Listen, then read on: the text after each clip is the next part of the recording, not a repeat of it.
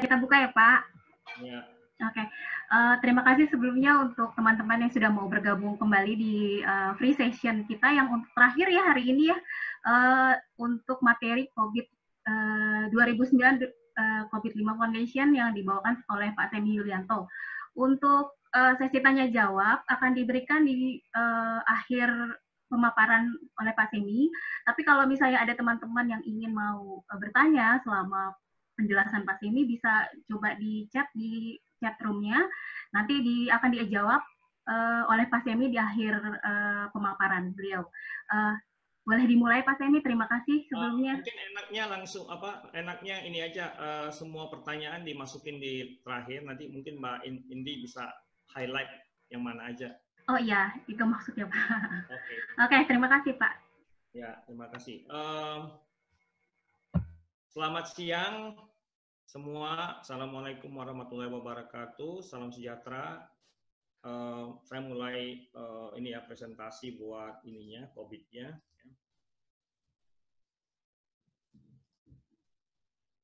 Oke, bisa kelihatan ininya ya presentasinya ya, Mbak Indi.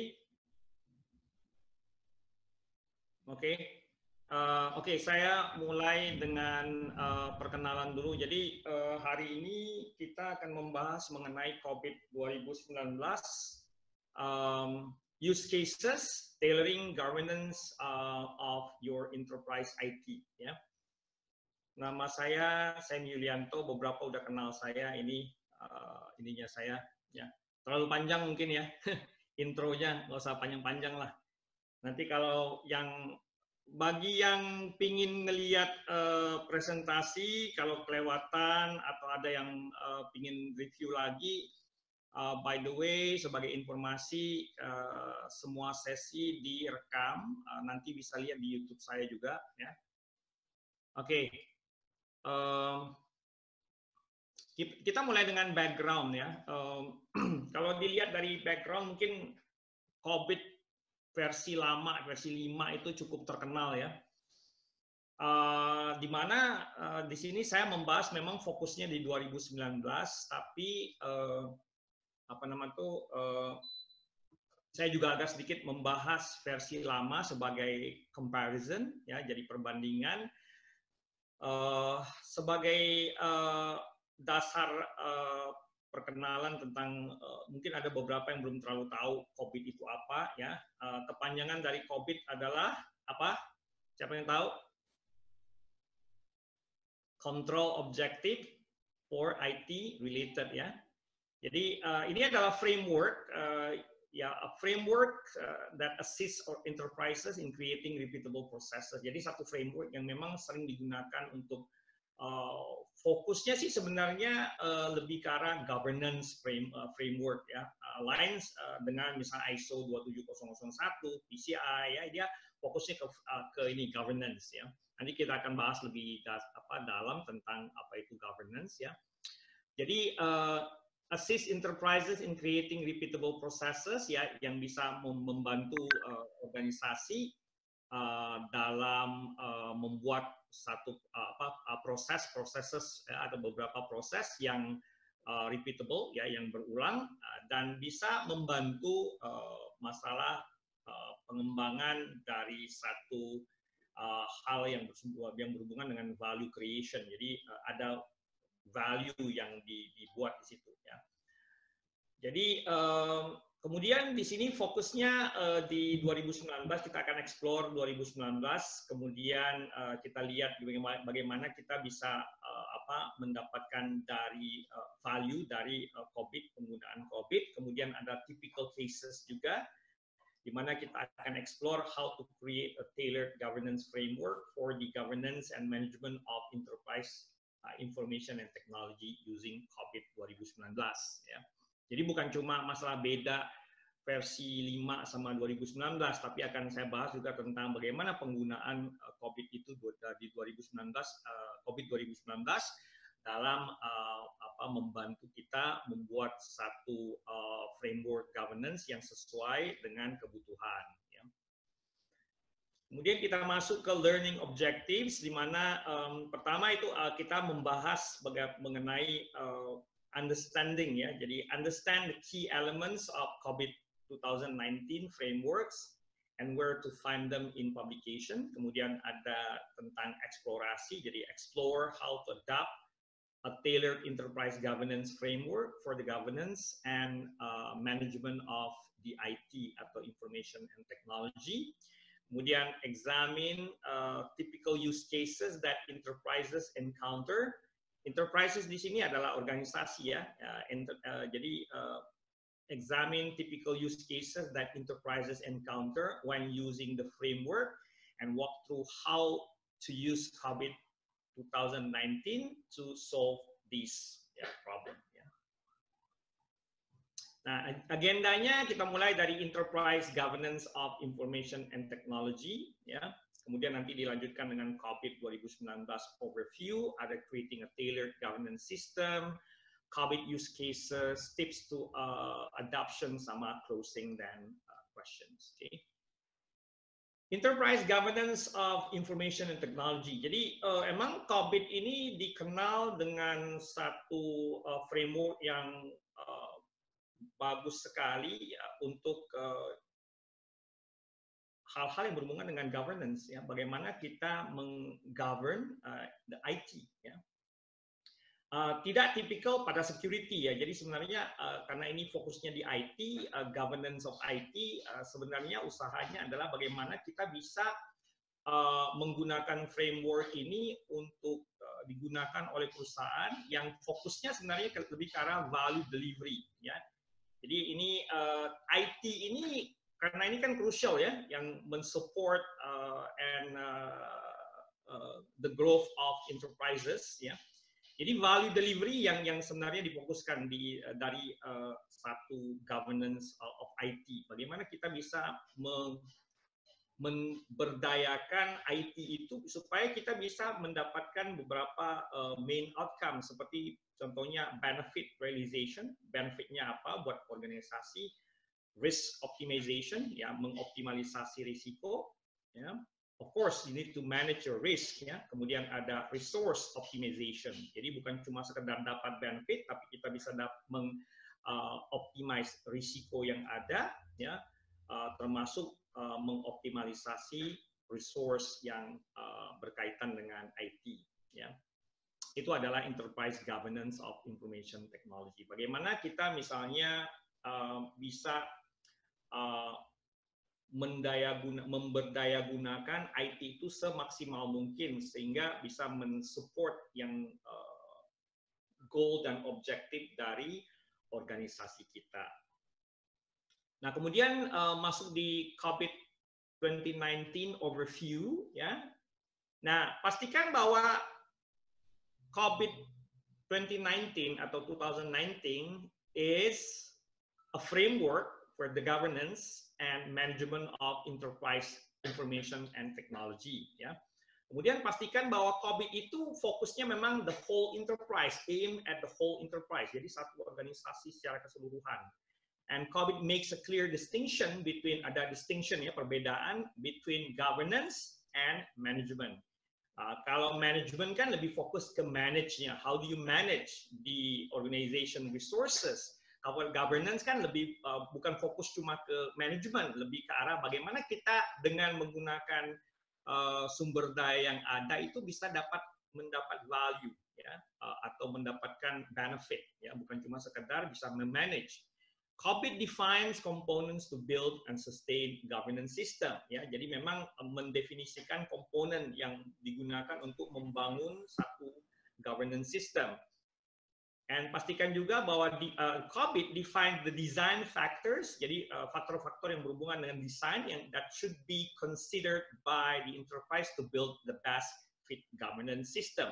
Contohnya adanya misalnya kebijakan-kebijakan atau policies itu adalah contoh salah satu dari governance system. And COVID addresses governance issues, ya. Jadi dia mengaddress issues atau isu-isu yang ada by grouping relevant governance component into governance and management objective. Jadi fokusnya adalah governance and management objective that can be managed, yang bisa manage atau bisa dikelola to the required capability levels, yaitu based on COVID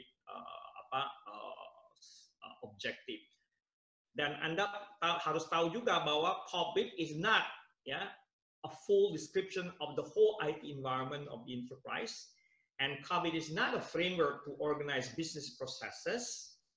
COVID is not a technical framework to manage all technologies and does not make or prescribe any IT-related decision. Itu dipastikan dulu bahwa sebenarnya COVID itu adalah begini, tetapi tidak begitu, Sehingga kita bisa melihat, kalau kita ada kondisi seperti ini, apakah bisa pakai COVID atau tidak, itu bisa ditentukan dari objektif dan goal dari COVID 2019 itu sendiri. Nah, kalau dilihat dari updates versi yang lama COVID 5, saya summary-kan beberapa updates di sini. Jadi summary of COVID 2019 updates, Jadi pertama dia mengintroduce, ada introduction of new concept, Contohnya ini adalah focus areas, nanti kita lihat focus area-nya, dan design factors, jadi ada dua hal, focus areas and design factors allow for additional guidance for tailoring and governance system to the enterprise's need. Jadi ada tambahan supaya kita bisa menggunakan COVID ini sebagai additional guidance untuk men-tailor atau meng-customize governance system yang ada pada organisasi sesuai kebutuhan. Kedua, updated alignment to global standards, frameworks, and best practices, enhances the relevancy of COVID. Misalnya contoh ada standar yang lain seperti PCI DSS, ISO, risk management, itu bisa lebih dia lebih align, karena emang fokus dia adalah ke arah best practices.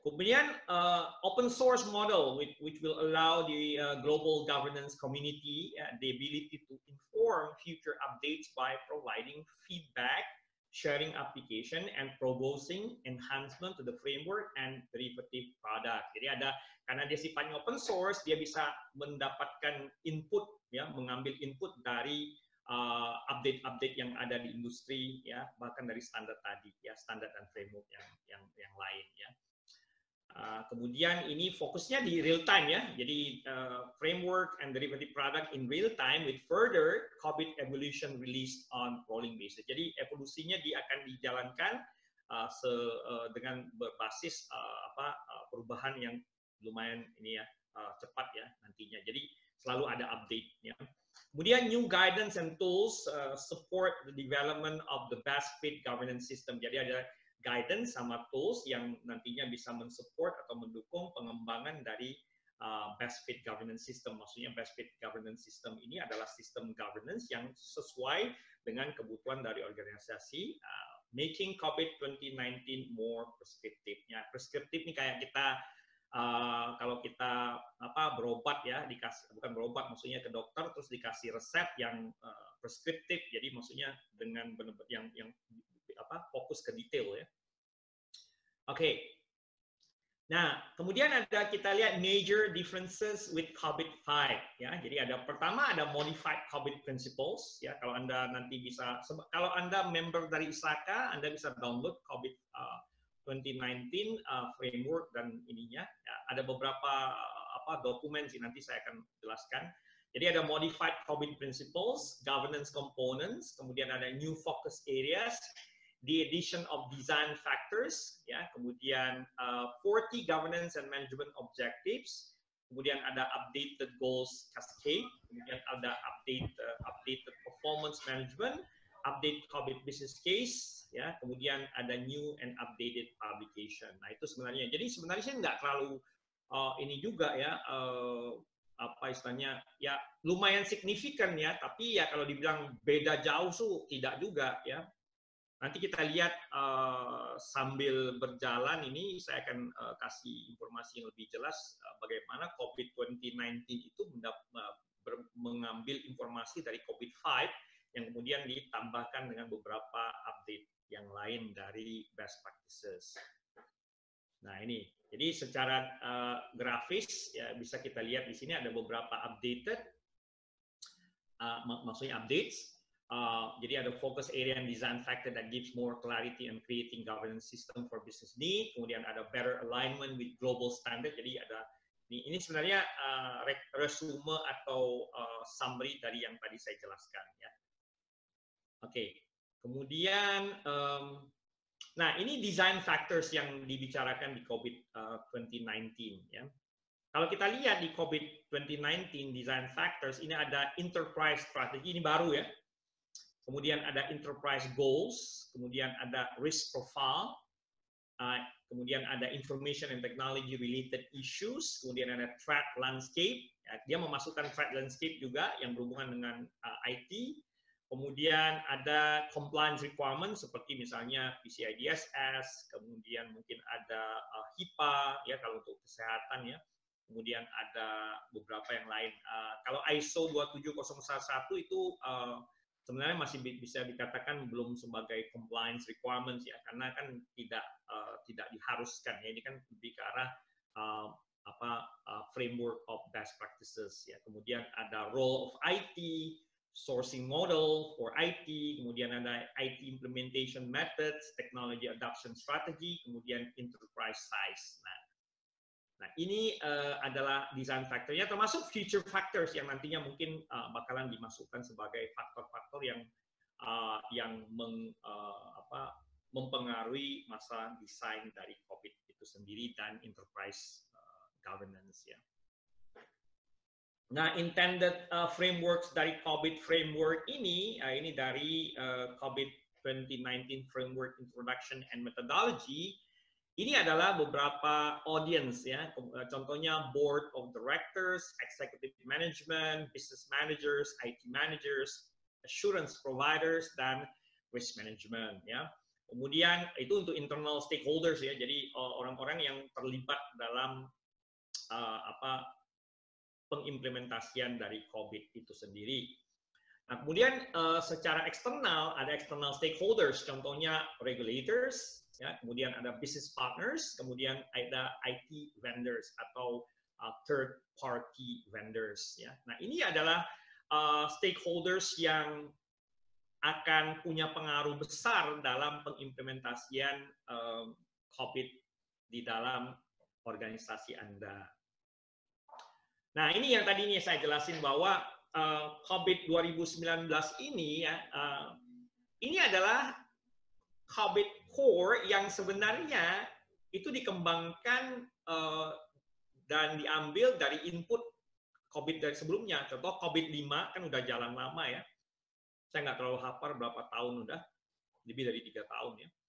Jadi COVID-5 itu diambil sebagai input, kemudian ada standard frameworks and regulation, whatever standards, nah, mungkin ISO, mungkin ada risk management, ada payment, industri dan sebagainya. Untuk perbankan atau finansial mungkin ada ya.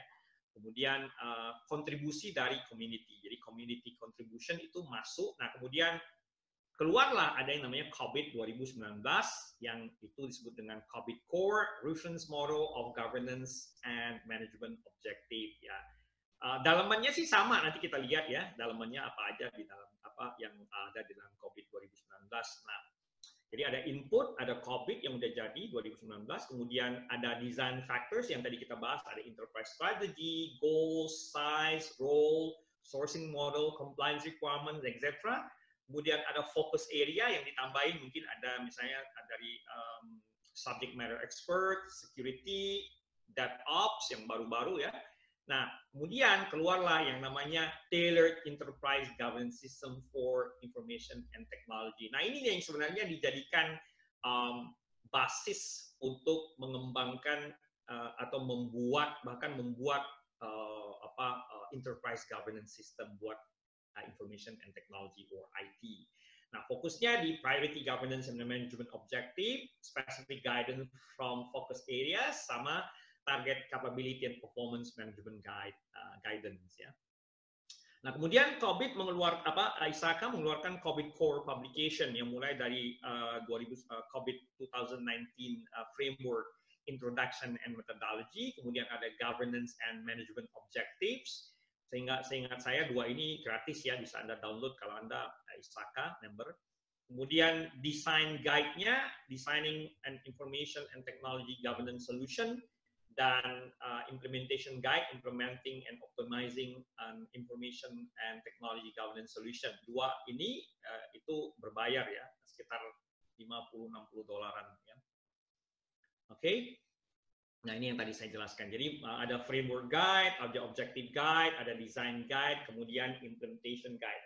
Persis seperti di COVID versi 5 ya, maksudnya COVID 5 ada dari mulai framework, objective, design, sama implementation. Jadi untuk melengkapi ya sangat disarankan Anda punya yang publication yang komplit ya, mulai dari framework guide-nya, karena ini kan sebenarnya lebih ke arah konsepnya, kemudian ada objectives-nya yang berhubungan dengan 40 governance and management objective ya, organized into 5 domains. Kemudian di design guide kita bisa lihat ada focus areas dan faktornya ya, kemudian nantinya bisa digunakan untuk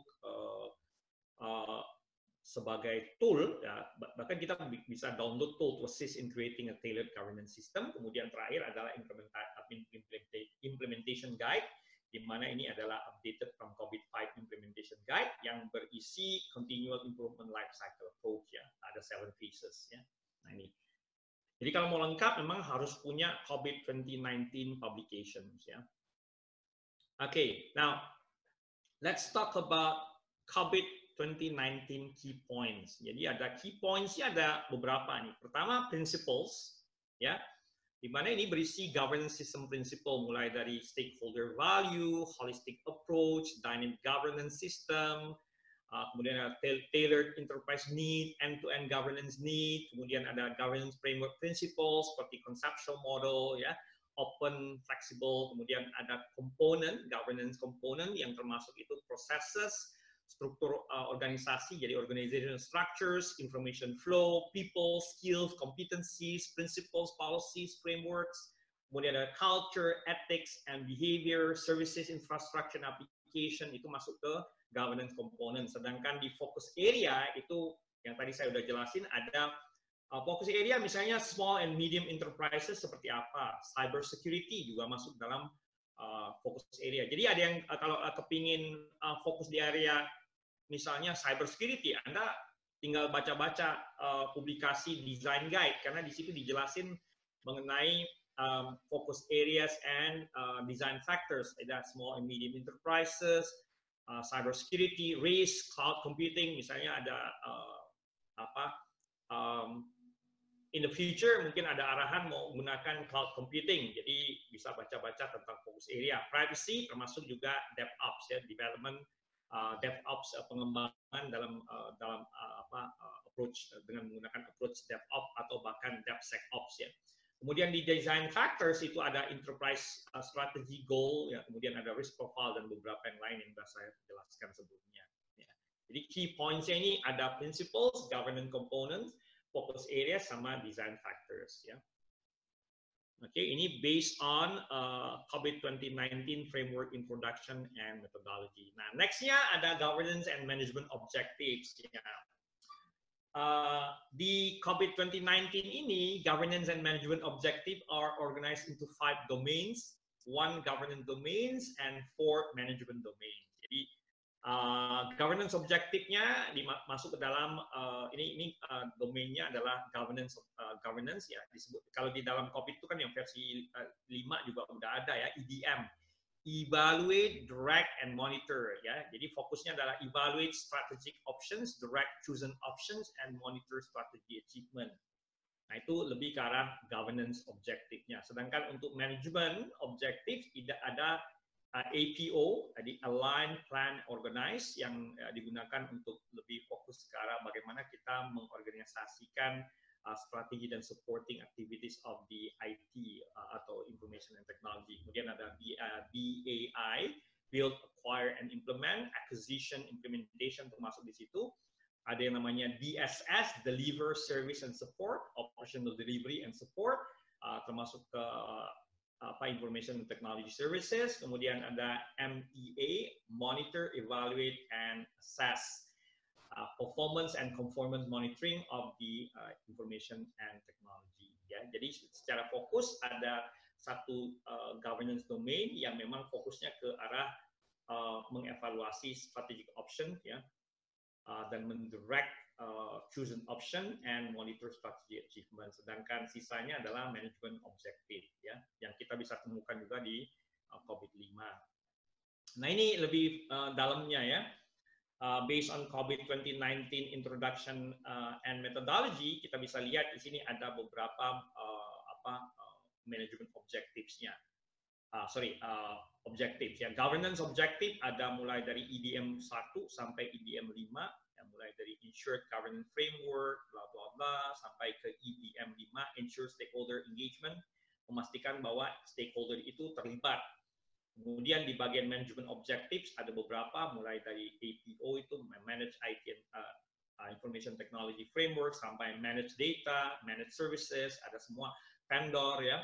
Kemudian di bagian DAI itu ada manage program sampai ke manage project ya. Kemudian di DSS itu ada manage operation sampai manage business process controls ya. Jadi di situ ada, jadi kalau saya review ulang, EDM itu ada 5 di bagian governance, APO kita ada 14, kemudian DAI itu ada 11, kemudian DSS itu ada 6, sedangkan terakhir monitor, evaluate, and assess itu ada 4. Nah ini adalah based on COVID-19 framework. Ini adalah objektif. Sama seperti misalnya kalau Anda pernah belajar framework PCI DSS atau mungkin ISO 27001 atau ISO 25000 yang berhubungan dengan risk management, itu kan mereka ada yang namanya objectives ya. Jadi yang di atas itu governance objective sama management objectives itu adalah objektifnya, sedangkan di bawah itu adalah kontrol-kontrol yang ada ya. Nah, kemudian ada di next-nya ada COVID Goals Cascade. Ya. The Goals Cascade support prioritization of management objective based on prioritization of an enterprise goal. Mulai dari stakeholder, drivers, and needs. Ya. Jadi ya itu selalu mulai dari driversnya itu selalu mulai dari stakeholder, kebutuhan dari stakeholders. Mau dia external stakeholders, mau dia internal stakeholders maupun internal stakeholders ya. Mereka yang ngedrive ya. Kemudian masuk ke enterprise goals ya. Cascade into alignment goals and further support translation of the enterprise goals into priorities for alignment goals ya. Ya, jadi bukan cuma sekedar driversnya dari stakeholder, tapi harus juga ada enterprise goal ya. Jadi ada organizational goals and objective ya. Kemudian baru masuk ke alignment goals ya, cascade to governance and management objective ya. Jadi ini diterjemahkan dengan cara berbeda ya. Terakhir kemudian ada governance and management objective ya. Jadi kalau kita lihat tujuan utama dari goals cascade ini, dia lebih mulai dari kebutuhan-kebutuhan yang istilahnya yang utama, baru kemudian di cascade menjadi beberapa hal ya. Terus, contohnya tadi ada enterprise goals yang fokusnya adalah ke pemenuhan dari goal yang berdasarkan kebutuhan dari perusahaan maupun dari organisasi dari stakeholders ya. Next-nya ada creating a tailored governance system. Nah, bagaimana kita bisa meng-create tailored governance system atau kita bilang customize ya. Tailored ini kan sebenarnya sama aja dengan customize ya, seperti kita bikin baju ya, ke penjahit kan kita tailor ya. Nah, tailored governance systems journey ya. Jadi mulai dari COVID core, kita bisa menggunakan reference model of governance and management objective sama 40 objective each relating to one process ya. Jadi kita basisnya bisa minimal kita bisa punya yang namanya atau kita punya framework introductions and methodology sama governance management objective. Dua publication ini bisa kita gunakan sebagai dasar. Kemudian tambahan mungkin ada design factor dan focus areas ya, di mana ini adalah publication yang lain yang tadi saya sudah jelaskan. Kalau memang kita fokusnya ke area cyber security bisa baca lebih jelas di bagian focus areas ya. Nah, hasil outputnya adalah tailored enterprise governance system for information and technology di mana ini bisa kita menggunakan COVID Implementation Guide, Implementing and Optimizing an IT or Information Technology Governance Solution. Ya ini. Jadi sengaja memang publication-nya itu dipecah ya, mulai dari framework yang untuk core-nya, kemudian ada additional factors seperti design factors, focus areas, baru kemudian COVID publication yang terakhir itu lebih ke arah implementasi. Bagaimana kita mengimplementasikan enterprise governance yang berbasis teknologi informasi. Okay. Nah ini contoh design and implementation. Design guide, ya. Workflow steps-nya mulai dari understand the enterprise context and strategy, ya. Mulai dari strategy, goals, risk profile, kemudian current INT, information technology related issues, ya, itu masuk ke understand the enterprise context. Step kedua itu determine initial scope of the governance, ya. Misalnya contoh di sini ada consider enterprise strategy, goals, and apply the goal cascade yang tadi saya jelaskan. Consider enterprise risk profile, kemudian consider current INT related issues. Dilanjutkan dengan refine the scope of the governance system, ya. Ya ini harus consider threat landscape, compliance requirements, ya mungkin ada kebutuhan compliance yang harus dipenuhi, role of IT, sourcing model, implementation, IT adoption strategy, mau dia pakai cloud, mau dia outsource, dan sebagainya, and consider enterprise size. Nah, keempat itu conclude the governance system design, resolve inherent privacy conflict, conclude the governance system design. Jadi stages ini, ya, steps ini memang disarankan dalam implementasi COVID 2019. Oke. Nah, untuk implementasi, design and implementation, ya, the implementation guide has the following workflow phases. Kalau tadi itu desain awal untuk core, sekarang itu lebih ke arah design and implementation-nya. Kita bisa lihat di sini adalah ada semacam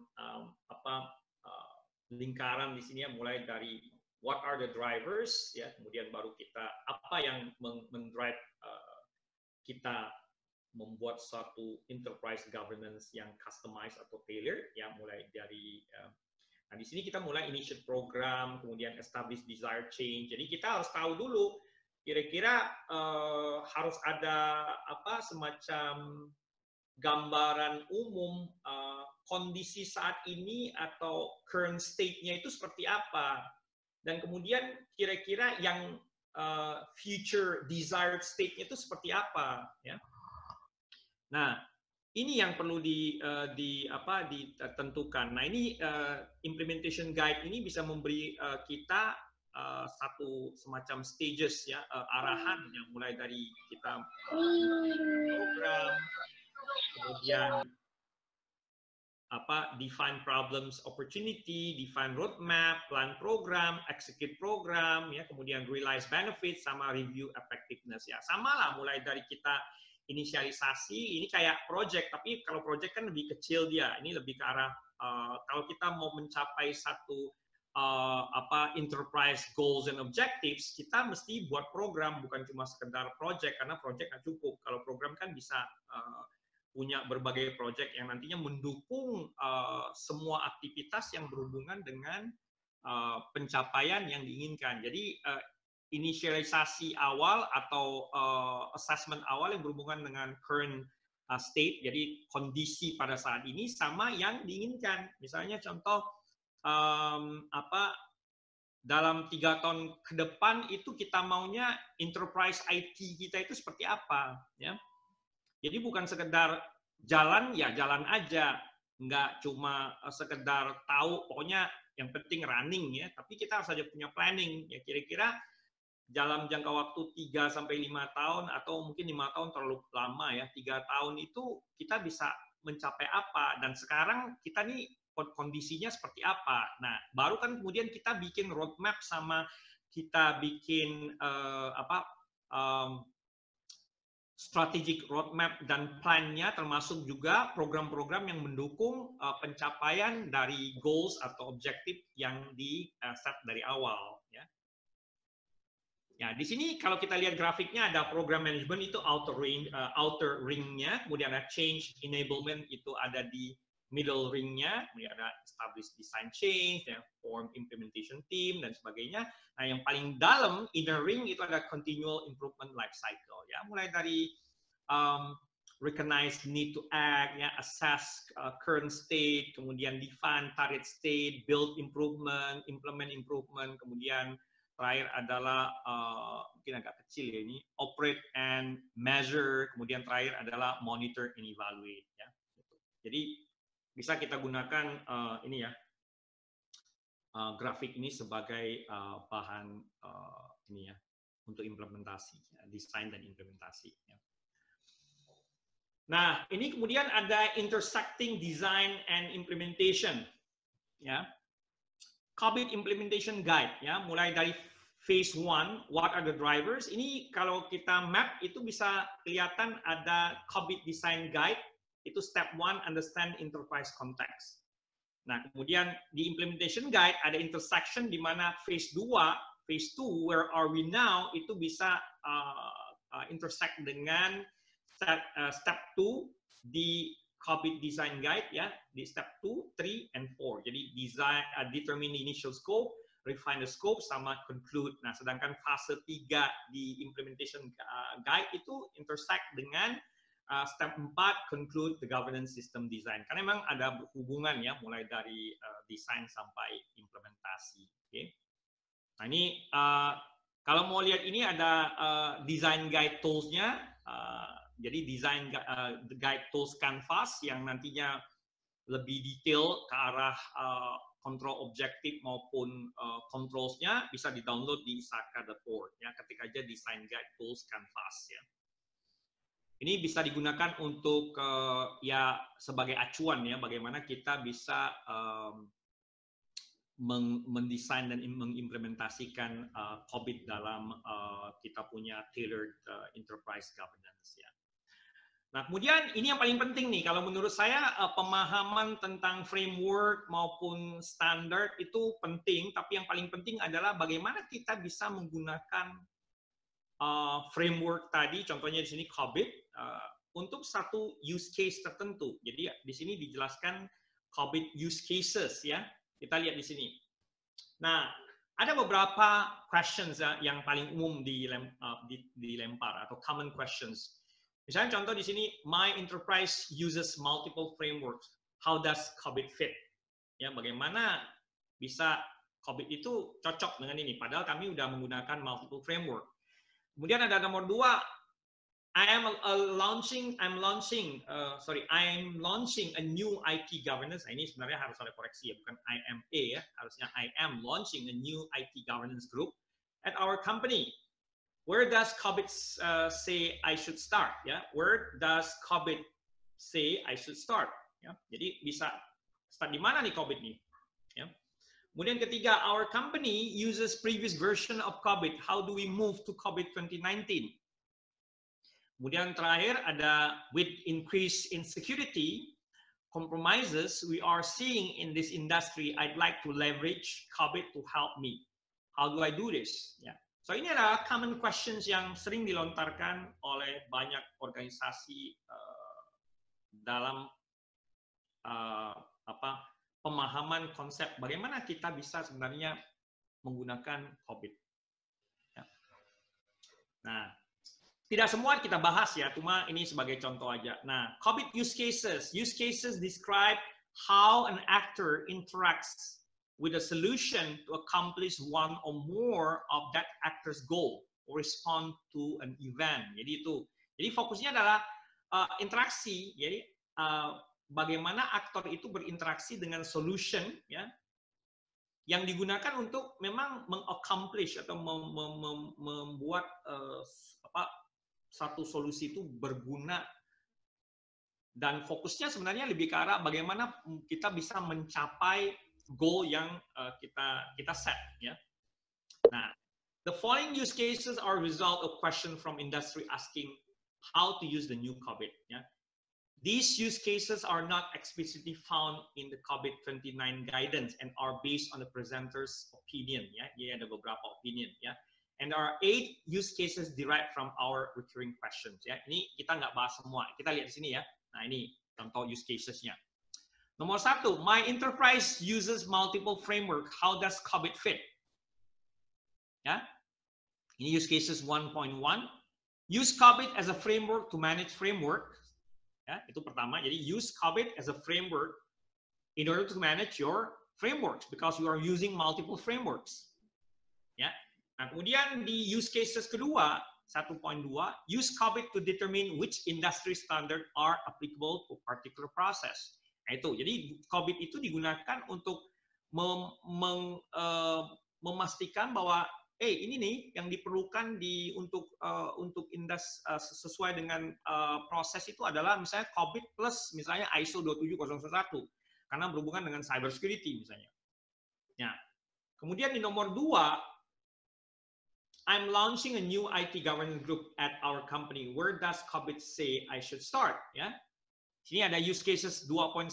Use COBIT to identify an organizational structure for enterprise governance IT or enterprise governance of IT. Itu digunakan jawabannya ya. Kemudian di use case 2.2 jawabannya use COBIT to create a tiered governance system. Ya. Nah, itu jawaban dari Isaka yang berbasis COBIT. Nah, untuk 3 ada our company uses previous version of COBIT, ya, which is COBIT 5 misalnya. How do we move to COBIT 2019? Di use cases 3.1, 3.1, ya, jawabannya understand the key differences between COBIT 5 and COBIT 2019. Nah, setelah kita paham perbedaannya, baru kemudian di 3.2 update an existing capability assessment to the COBIT 29 performance management guidance. Ya. Nah, kemudian yang keempat sebenarnya ini ada salah ketik ini. With the increase of security compromises we are seeing in industry, I'd like to leverage COBIT to help me. How do I do this? Ya, jawabannya di sini di use case 4.1, select the appropriate COBIT measures to ensure proper information protection. Jadi measures di sini adalah kontrolnya, ya. Nah, itu kita bisa ketemu di bagian desain, di bagian mana tadi ya, yang ujung itu ya, ada bagian special cases itu, special factors kalau nggak salah saya sebentar ya. Di sini nih, focus areas ya, focus areas, sorry. Nah, kemudian di terakhir 4.2 itu use COBIT to determine appropriate information protection policy. Jadi COBIT itu bisa digunakan untuk pertama mencari yang kontrol-kontrol yang berkaitan dengan protection of information. Ya, kemudian kedua selain measures atau controls, jadi kontrolnya masih tahu dulu nih, kontrolnya kan bisa macam-macam, ada yang bentuknya administrative control, ada bentuknya logical control, ada yang bentuknya physical control, kemudian kita bentuk atau mencari information protection policy, jadi kebijakan-kebijakan yang berhubungan dengan information protection, ya.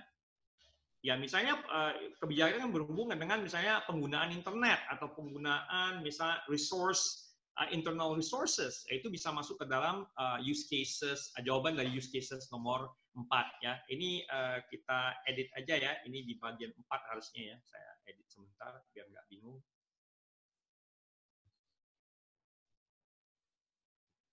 Ya. Oke. Ya. Nah, ini di sini lebih ke fokus bagaimana kita bisa menggunakan COBIT to create tailored governance system. Use case 2.2. Ya. Nah, ini mulai dari precondition-nya. Misalnya precondition yaitu status atau kondisi saat ini no or even weak overarching framework to the governance and management. Jadi nggak ada governance management of IT. Ya, jadi framework-nya ada. Management supports the integration of single integrated framework. Nah, ini precondition-nya. Kemudian nantinya dengan menggunakan success scenarios dan kemudian references, baru kita bisa masuk ke post condition di mana ada end-to-end governance system, provide stakeholder value, holistic approach, dynamic governance system, governance distinct from management, tailored to meet enterprise needs. Ya. itu digunakan atau menggunakan sukses skenario yang ada ya. Jadi mulai dari principles yang mesti tahu principles, systems, framework, kemudian conduct goal cascade, kemudian design factor, focus area, depending ya. Kayak tadi kan ada contoh dari cyber security ya. Kemudian mungkin ada contoh dari di sisi risk misalnya. Kemudian analyze design factor ya, and focus area, baru kemudian terakhir adalah document governance component. Jadi yang difokuskan di sini adalah bagaimana kita bisa memilih appropriate measures atau control yang nantinya sebenarnya digunakan, kontrol-kontrol tadi digunakan untuk membuat kita punya IT itu lebih punya value delivery ya. Oke, kemudian agak terakhir ini hampir kedua dari terakhir sebelum closing and question, tips to adoption ya. Nah ini. Jadi kita bisa lihat mulai dari ya Anda bisa mulai dari COVID 2019 publication yang gratisan dulu ya. Kemudian use COVID 2019 as a framework to govern and manage framework and governance system. Kemudian consider interactive approach. Interaktif ini maksudnya kita selalu ada improvement ya. You will never be done with implementing governance over information and technology ya. Use more than one framework. COBIT was designed using multiple standard and framework. Jadi kalau kita gunakan COBIT ya kita sebenarnya tidak terfokus ke satu area ya. Maksudnya Anda bisa menggunakan framework di mana framework itu mungkin bisa ada intersection dengan COBIT. Ya nanti saya mungkin ada waktu saya jelaskan lebih gambar rinci. Kemudian, if you don't have influence over creating an enterprise governance system, focus on your area. Jadi misalnya contoh area Anda di cyber security ya, berarti fokusnya di cyber security atau bahkan area Anda bisa di risk ya. Kemudian, get certified training for your team, be accredited training providers. Itu adalah yang disarankan. Nah, ini sambil saya buka ini juga ya, sebentar. Saya tadi ada pingin menampilkan ini, saya stop share dulu. Bentar ya.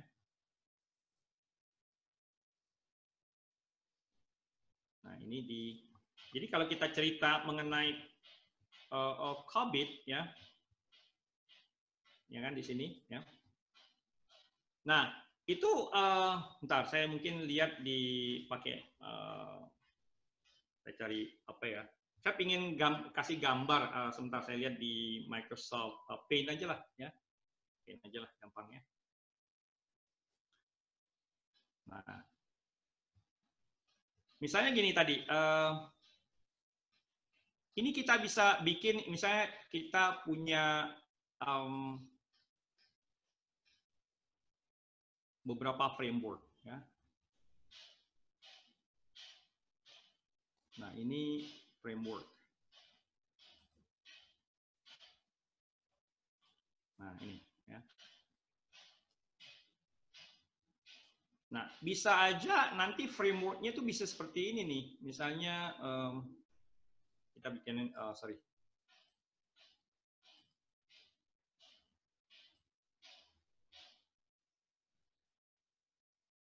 Dikasih gambar lain ya, warna lain ya, biar supaya ini. Nah, ini.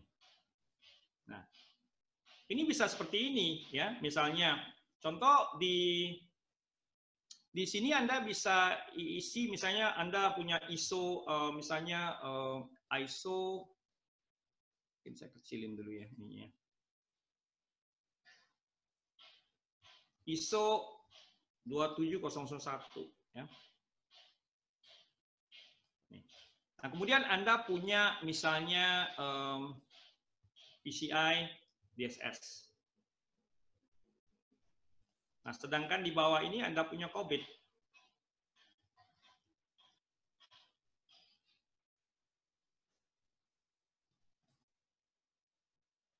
Nah, atau mungkin ada ITIL ya. ITIL di sini misalnya kita buat ITIL dengan warna hitam gitu ya.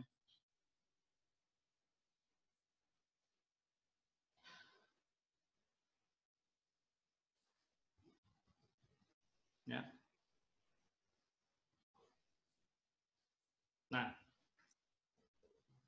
Jadi kalau Anda lihat di sini,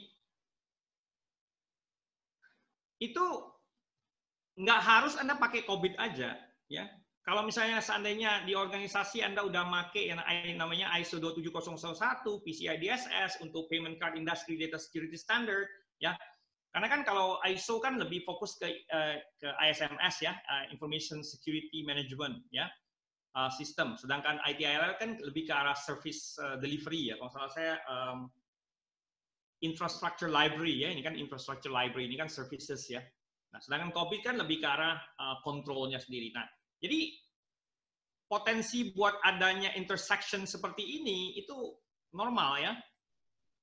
Karena mungkin beberapa kontrol yang ada di ISO itu berhubungan langsung, bukan berhubungan langsung ya, ada intersection atau ada apa bahasa Indonesianya itu ya, perpotongan ya. Jadi mungkin misalnya contoh di ISO itu ada A01 tentang misalnya sini ya, misalnya ada information infosec policies. Nah, ini bisa dari si ISO. Sedangkan COVID kan tadi ada di bagian itu cyber security policy, misalnya cyber security ya. COVID ada cyber security policy. Atau mungkin pakai IT security policy. Nah, ini biasanya berkaitan ini. Ya.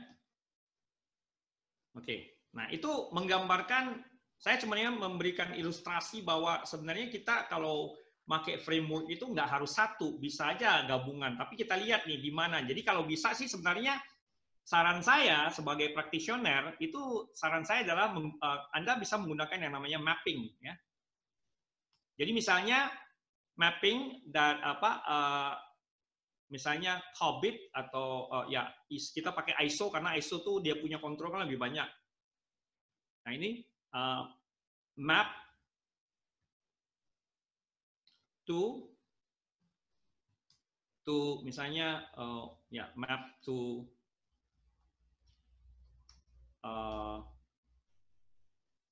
COVID.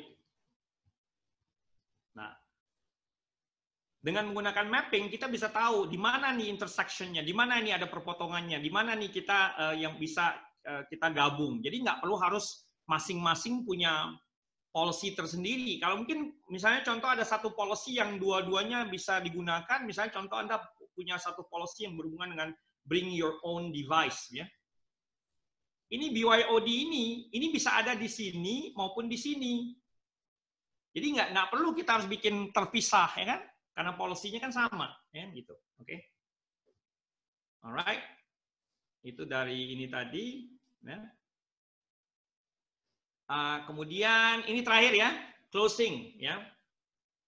Understand the key elements of COVID 2019 framework and where to find them in publication. Kemudian ada explore how to adopt a tailored enterprise governance framework for the governance and management of information technology. Kemudian examine typical use cases that enterprises encounter when using the framework and walk through how to use COVID 2019 to solve this. Ya.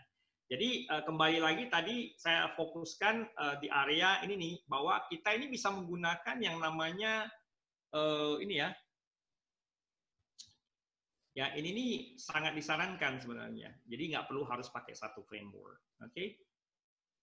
Sementara itu dulu. Nah, ini udah terakhir. Thank you very much. Ya, silakan kalau ada pertanyaan.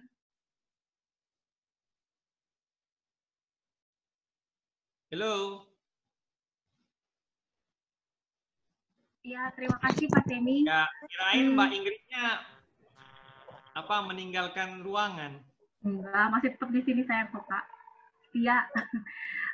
Untuk pertanyaan sih baru ada satu aja nih, Pak. Oke, silakan. Untuk pertanyaan dari Bapak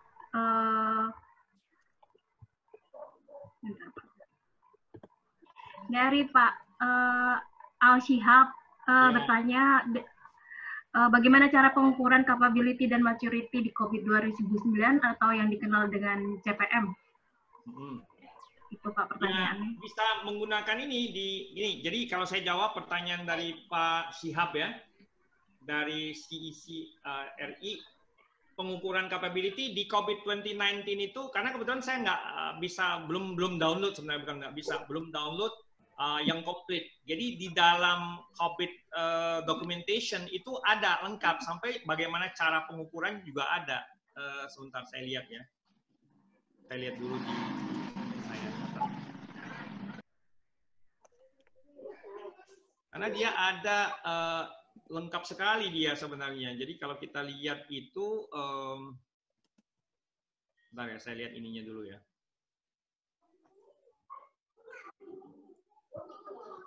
Saya buka, saya punya file dulu ya. Bentar. Jadi kalau ngukur itu udah ada juga. Jadi di sini tuh dijelaskan di COVID.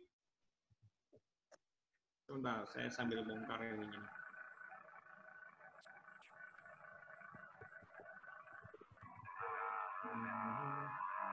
Ya, ini ada nih dari performance management ya. Saya tampilkan dulu ini. Ya. Ini saya share dulu ya.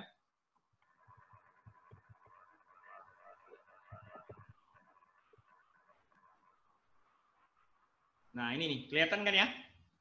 Nah, itu. Jadi di chapter 6 itu performance management in COVID itu bisa ini bisa digunakan untuk mengukur capability ya. Ya, itu mulai dari level 0 sampai level 5. Jadi ini tinggal jadi kita kalau untuk menjawab pertanyaan tadi kita tinggal menggunakan dokumentasi dari COVID, kemudian kita bisa menggunakan tool yang ada di COVID itu untuk mengukur performance levelnya sampai di mana. Jadi kalau misalnya kita tidak tahu sampai saat ini di kondisi saat ini tuh COVID atau capability maturity-nya itu sampai di mana. Nah ini kita bisa ukur dulu. Saya sarankan sih untuk dalam mengadopsi COVID ini juga Anda bisa menggunakan assessment dulu ya, harus melakukan assessment dulu supaya nantinya bisa tahu nih di level berapa kita berada dan apa aja yang kira-kira harus kita improve. Itu ya dari saya. Kemudian ada pertanyaan lagi Pak dari Pak Muhammad Yusuf. Perbedaannya dengan COVID-4 apa ya Pak? Wah, kalau COVID-4 saya nggak ngikutin. Yang saya tahu di COVID-5, 4 itu udah sekali zaman dulu punya, Pak. Jadi kalau bisa jangan berbasis COVID-4 lagi. Langsung masuk ke COVID-5. Tapi kalau saya ingin tahu kira-kira apa itu, kalau COVID-4, saya udah agak lupa ya. Intinya sih kalau kita fokus, jadi gini nih, jangan misalnya contoh Anda udah pakai COVID-4 sekarang nih di perusahaan. Nah, Anda tinggal ngeliat nih, kira-kira dari COVID-4 ke COVID 2019 itu bedanya apa aja sih? Nah, baru kemudian paling perlu improvement di area tertentu. Jadi nggak harus mulai dari awal. Kalau ditanya perbedaan, saya terus terang aja nggak bisa jelasin karena banyak sekali, Pak. Karena dari 4 ke 5 aja udah lumayan banyak, apalagi ke 2019. Ya. Jadi saran saya kembali tadi, kalau masih menggunakan organisasi Anda, masih menggunakan COVID-4, silakan baca-baca tentang perbedaan di antara COVID-4 dan COVID 2019, kemudian baru nanti diimprove aja di area-area yang memang belum ada. Contohnya di 2 hal tadi Pak, yang di area yang ini ya, sebentar saya kembalikan ke itu. Khususnya di area ini nih tadi yang saya sempat jelasin itu di area design factors sama focus area. Karena di COVID-4 dan 5 ini kan nggak ada nih Pak, design factor sama focus area. Ya kalau saya tunjukin lagi yang ini ya. Sebentar saya share dulu. Ya. Jadi ini Pak ya. Nah, ini yang nggak ada nih Pak. Yang di enterprise ini. Nah ini nih di area ini sama di area ini. Yang ini sebenarnya kurang lebih sama nih Pak dengan yang 4 dan 5 ya. Oke. Itu aja yang saya bisa sampaikan. Silakan.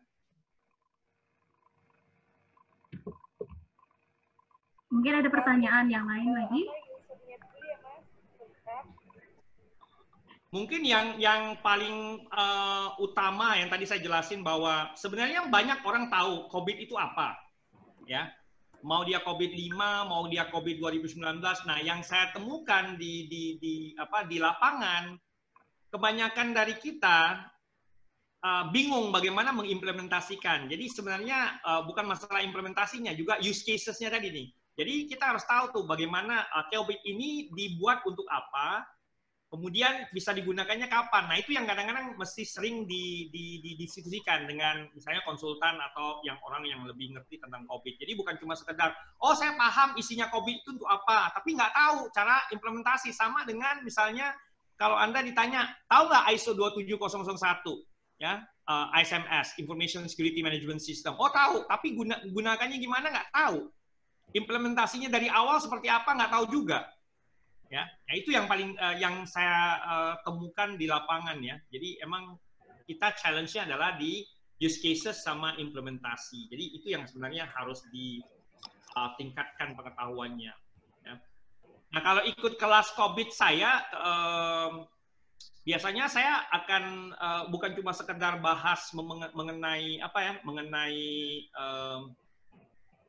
saya nggak hanya bahas tentang ini nih, misalnya tentang COVID-nya itu sendiri, tapi saya juga membahas bagaimana mengimplementasikan COVID itu ya sebagai framework yang memang digunakan oleh organisasi gitu ya. Jadi ada use cases-nya, ada contoh sample use cases-nya. Jadi ada skenario, kemudian nanti kita bahas skenario-nya, kemudian nanti solusi akhirnya seperti apa. Ya. Silakan bapak-bapak dan ibu-ibu yang lain kalau ada pertanyaan. Ya, mungkin ada yang ingin bertanya lagi, bisa langsung di chat juga ke Pak Teminya atau ditanyakan langsung ke Pak Temi.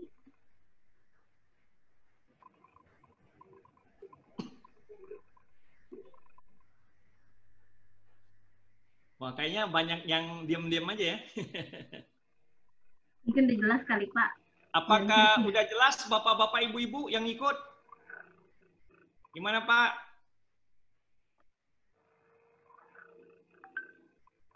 Oke, kembali nanti kalau misalnya ada yang kurang paham atau pingin lihat lagi penjelasan saya, nanti saya upload di YouTube saya biar bisa yang lain bisa lihat juga ya.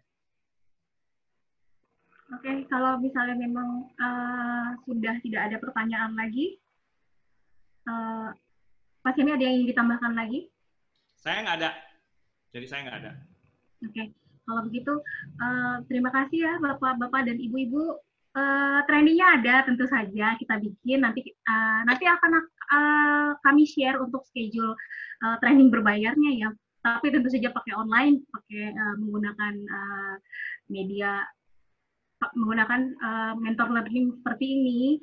Jadi sebenarnya kita bikin seperti ini hanya untuk supaya para peserta, para customer kami itu tahu kalau gimana caranya sih mentor learning, bagaimana caranya sih training online. Nah, gitu. Nanti mungkin bisa menghubungi marketing yang Bapak Ibu kenal. Ada saya, Ingrid, ada Mbak Lena, ada Pak Cece. Untuk nanti kami akan juga mengirimkan form feedback yang mohon kesediaannya untuk mengisi, yang akan dikirimkan linknya oleh admin kami, supaya kami bisa menambah lebih baik lagi ke depannya untuk melaksanakan training online ini, karena kan memang masih baru ya, jadi pasti akan ada plus dan minusnya. Untuk training COVID sendiri kita rencananya akan diadakan di tanggal 13 sampai 15 Juli. Jadi bisa diinfokan lagi tentu saja dengan nama marketingnya masing-masing ya Bapak dan Ibu, yang tentu saja Bapak dan Ibu kenal. Itu saja mungkin Pak Semi. Ya, oke. Silakan kalau mau ditutup. Iya, terima kasih Bapak dan Ibu. Ini kebetulan adalah sesi terakhir untuk free sesi online. Mungkin nanti ke depannya kami akan membuat lagi program seperti ini. Tapi kita mungkin habis Lebaran kali ya, biar kita bisa lebih mempersiapkan lebih baik gitu. Terima kasih Bapak dan Ibu kalian, sampai ketemu lagi ya, nanti kami akan memberikan undangannya ke email masing-masing. Terima kasih Bapak dan Ibu. Sampai jumpa lagi.